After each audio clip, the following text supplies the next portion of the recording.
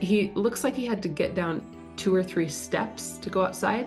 So I'm going out the front door of a house and then I'm going down 2 or 3 steps and he holds onto the railing and then one arm and Yeah. you help him get down each step and he's trying and then you say, "Don't rush. We're in no rush whatsoever."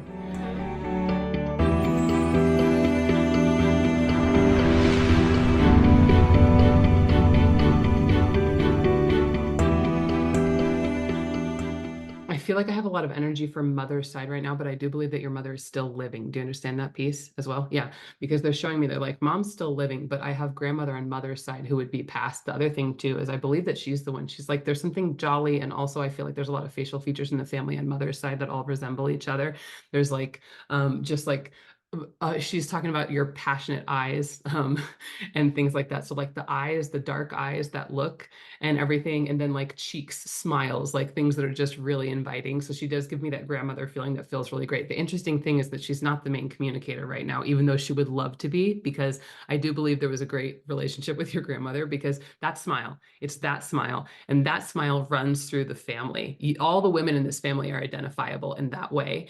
And this woman loved the shit out of you. Do you understand that? Because she's so excited to be here right now. And I feel overwhelming love. I feel like I could cry for days right now because it's like, it's so good to see you. I'm so proud of you. Now she's taking over because she doesn't want to stand back for this other woman who would be younger than she is, who's also here right now. Okay. So I'm going to get to her in a second.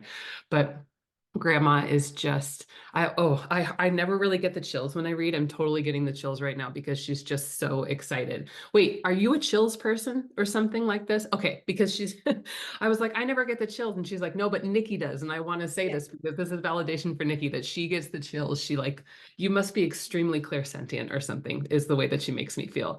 And so she's like, this is the way that she identifies a lot of time. You're very aware of your grandmother in spirit when she's around you. You have different signs. Also, do you smell her sometimes? Do you understand that? Okay, because she's saying that you smell her scent right now. And also, it would be more on the good side of scent. For my grandmother, it's smoke, and she's saying, no, no, no, that's not it for me. It's more of like a good smelling thing as well. Oh, she says that there's different things. It feels like perfume. It also feels like foods would be things that would remind you of grandma that you've smelled. And you've smelled these things since she's passed to let, because she loves to let you know that she's around. She's very much a supporter of you in the work that you're doing right now. And she's very much a supporter of you, all things spiritual is the way that she wants to say it as well. And I think that really has to do with your connection that she's aware of that you have to people on the other side. And she would be one of those main people for sure. Oh, you have, I mean, great memories together. And it also feels that you would have lived, she would have been alive for a good portion of your life as well. It wasn't that you just knew her when you were young. She was here for a while and a really good relationship. In fact, it's almost like it's more than just grandparent. She says that your relationship with her was also like almost like a friend. It was like a good, dear friend. So there was like a maternal aspect that there was even like a mothering aspect. There was a friend aspect. She's like, I was so much more than just a grandmother. I was like an important woman in her life and such a cheerleader. I always believed in you, and you made it so easy for me to believe in you because you're full of such goodness and you have such passion and brightness. I've always loved that about you. And I always want you to keep it that way, okay? Because she also make the second that I start to see that, I do feel that there's been loss that's been quite heartbreaking for you as well in terms of people passing, if you understand that. I would be one of them, but then there's other people as well that would be younger than she is. And she just says, just know that we're all in a very good place. It's the first thing that I want to tell you. I'm so happy and overjoyed here. And I feel that I was a happy person while I was here as well, but I'm so happy and overjoyed. I'm in a lot better place than right before I pass. So I want you to know I'm not in any kind of pain. I want to thank you for being one of my best friends and not very, I've never had a grandmother say that to me before. I've never had a grandmother say, thank you for being my best friend, but she says you completely know and understand what this would mean because you were. And you made me feel so special. She also makes me feel that you tended to her quite a bit before she passed, that you would have spent a lot of time there. Thank you, thank you, thank you. My worst fear was being lonely because you know that I'm a social person as well. I really like being around people.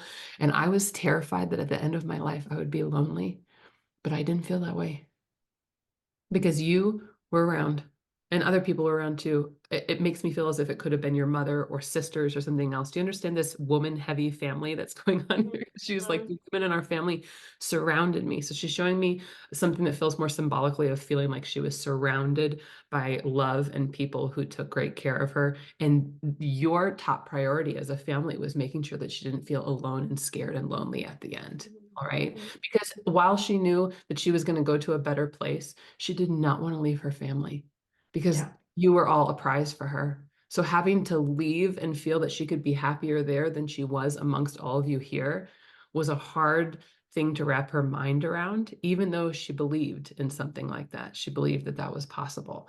She's referencing a grandfather, and it feels that they would have been married their entire life. Okay. That this would have been a really great thing. It makes me feel as if being reunited with him was good. So did he pass before she did? Okay. Because as soon as she's talking, she's just like, you have to understand that the one thing I really looked forward to, and I would have had a conversation with you about this as well, was being reunited with him. I told you that that was going to be amazing. And it was. It was. But I can't even try to describe what it's like because our minds can't. Yeah. She's saying that I can't put it into words. Thank you. I don't know how to try. It just absolute sense overload in the best way with no boundaries whatsoever in terms of what you can feel. Like as humans, she's making me describe that as humans, when we have lots of emotions inside ourselves, sometimes we feel as if we can't handle it all or we will explode, be it a good or a bad Mhm. emotion. It doesn't happen like that there. It just keeps coming. And she's showing me like radio waves, but it's like waves of emotion where it feels like it just keeps coming, keeps coming. It's like you're in an ocean of all kinds of senses, colors and emotions that kind of roll over you. The most beautiful feeling of oneness with people that you have missed for quite some time. But the beautiful thing about this and why I don't want you to worry is that I feel that with you in a way that you can't quite feel because you're still in body. But the reason I like to share that is because I'm just as around. And I was so worried about being separated from the people that I love, but I'm Mhm. not separated from the people that I love. It feels more like that to you, even though it's not really like that, than it ever will to me. And so I want to tell you that even though that was such a big fear of mine, it didn't end up being the case. And that is what makes me totally joyful over here. I want you to tell your mom that as well. I think your mom had a damn good relationship with her mother, especially. Do you understand this piece? Your mother, there's something really lovely about the fact that she's so open about this kind of thing and she would receive this. Do you understand that? She Yeah. would be like, Mom came through. Oh my gosh. And it wouldn't be something like, you saw a medium? She's not like that about it. No, no, no, no, no. She'd be like, oh, how beautiful, you know? That's so nice because I believe that your mom actually has already been to see a medium since her parents passed. And your mom Yes. said that she came through then and that that was like a really, really lovely reunion. She's like, I didn't get to say everything I wanted to say, but it was good. Mhm. So if you understand that. She's referenced a couple times earlier that she left behind something that you have. So she just makes me feel like you have a couple keepsakes from her, but she's not necessarily referencing jewelry, which they almost always do. And so I'm not saying you don't have jewelry, but I believe you have other things from her that you hold very dear, but that's not jewelry, if you understand. Um, and I'm just looking to see if, can you show me what they are? I know that she's showing me a pen right now, a pen and like a journal or paper or writing, and she's making me feel as though there's something about writing. Now, this may not actually be the keepsake that you have from her, but there's a reference to writing or journaling, communicating some way that has to do with the two of you. Do you understand something about this? Why she would show that? Um, I think it's because I have a tattoo of her writing on my arm. Gosh, that makes sense because she's showing me a pen and it's writing on a page, like writing cursive. Yeah. Yeah. Okay, I understand that. I think that's why. I think it is too because when she shows me a pen, it's like a ballpoint pen and Yeah. it's like in It's the from active her verb. letters. Oh my gosh, her letters. Yeah. Okay, So I have all of her letters still, and I took her letters and I took the signature from it and I had it tattooed on my arm. oh my gosh, yes, because she's showing me paper writing, and I'm like, is this letters, is the journal or something? Makes complete sense. I know that this is like just an acknowledgement. Spirits always want to acknowledge the things that we have in memory of them to keep them alive. and to know that we miss them and cherish them. I mean, your grandmother really, she gets very excitable and pleased about love and family and knowing things. And so she just absolutely loves that. Okay, now your grandfather starts to come in right now too, because he also feels like an absolute love. Do you understand this? Oh my God. He said that the two of you had like an unbreakable bond. Do you understand that? You were grandpa's little girl, huh? Mm.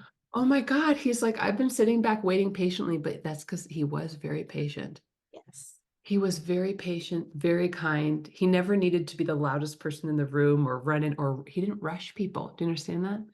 He just let people be themselves and go their way. And that was one of the most magical things about him is that he made you feel like exactly as you were was exactly as you should be. You didn't have to move faster in life. This man is the epitome of unconditional love. You understand? And he's showing me when you were little, and he said she was the cutest little thing you'd ever seen. He says those big dark eyes, that big smile, it's been there ever since. And I loved it. I do believe that he passed quite a bit earlier than your grandmother. Do you understand this? Yeah. Because she lived a while without him. Yeah. And I believe that she was just so devastated to not be around him, but she still stayed pretty positive, I would say, and really dove into the rest of family. But I feel that she was heartbroken for every Yeah. day that he was gone She because was. they had such a partnership. That was one of the hardest losses for you, was losing your grandfather as well, because he just says, we were also very close friends. They were both such important people to you, but your grandfather says that if you had to choose one you were closer to, it very well would have been him. You Yeah. understand? Um, you talked to him a lot. I mean, you shared a lot of words. You shared so much of who you were with him, and he felt honored about that all the time. That's a high bar. Yeah.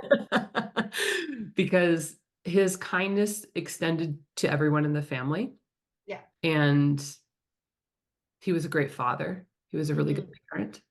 When I was little, I don't share information about my past to take away from your reading, but it feels like it's something about evidence. So when I was little, I used to play checkers with my grandfather all the time, and he's showing me that memory over and over and over again. But it doesn't make me feel like you play checkers with your grandfather. So it makes me feel as if though you did have a certain activity that you did together. I do believe that he was a lover of reading and books. Do you understand that piece as well? Because he Hmm. keeps showing me books over and over again. So he says like reading would have been something, and it makes me feel like I encourage you in that sense as well. Is there something outdoors that the two of you partook in? Hmm. Okay. I love this time that we spent together and we're outside and walking, and it's precious, precious moments, and they go by so fast, you know? Okay, your grandfather's just talking again, he's talking about mobility issues toward end of passing. So he's showing me walking very slow, and it is outside again. It makes me feel as if someone's helping him to get outside and go for a walk. Is this Hmm. you? We all had to. Yeah. Okay.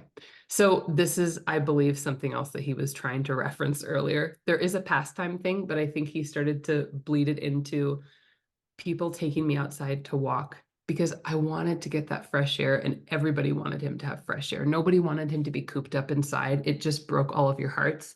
But Right. he's got an arm through mine like this linking, and I'm walking him along to get fresh air. It's very slow.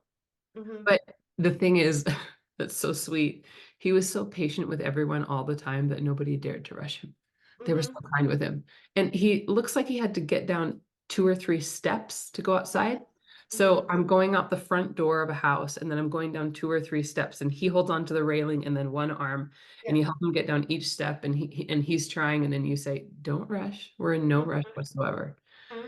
And he's like, "Thank you so much for repaying me with the same patience," because it meant everything to me. And the way that he smiled when he got outside, it made him so happy too, because he Hmm. was like, "Oh, I can still do this. I can still Yeah. do this." Because at one point, eventually, he did end up sitting in a wheelchair. He shows me. Do you understand that as well? Because he shows me that he'd walk and walk and walk, and then he'd sit down in a wheelchair, especially when you had to take him to doctor appointments too. Yeah. You'd have to wheel him into the place. This man was very stubborn in some ways about not wanting to be in a hospital and wanting to spend as much time at home. He Yes. says everyone in the family made that possible for him. And he Yeah. very much appreciated that piece. As soon as I start thinking about walking, there's something about my knees that's making Yeah. me incredibly uncomfortable. So I keep going down and I'm like touching my knees right now. And I'm like, oh, they really ache. Do you understand arthritis for him as well in his Yeah. joints? Yeah. Okay, because he's saying it was like, and he said, actually, I can hear osteoarthritis, which I'm not totally aware of, like if there's a difference between that and something else. Yeah, I don't really know. I don't either. This is what's tricky. It's like if I was an EMT or a doctor, it'd be more clear. But there's something really tricky about my knees that eventually makes it harder. And joints in general, I think were a big struggle for me. So I'm starting to get a lot of aches and pains toward the end. It's really miserable. And it's as miserable for everyone else as it is for me because I can stay positive pretty well. But for other people to watch me be in pain, and the way that you all felt was he's so kind. He doesn't deserve to be in pain. He's been so patient and kind. And for us to see him suffer like this is just really just tragically horrible. My knees don't hurt. You gotta tell everybody that. My knees don't hurt at all. I can move wherever I need to, and it's amazing. All I have to do is think about something and I'm there, which is really powerful. This starts to make me feel like it's something that began like around my knees, but that it went to different parts of my body. Do you understand Yeah. that? Yeah. Because he's saying it started out as just an ache or a pain, but that it quickly progressed to being just unbearable. He was actually very peaceful before passing, except for the pain that he was in. Do you understand this? Mm. I just have overwhelming thanks from both of them too for who you have been as family.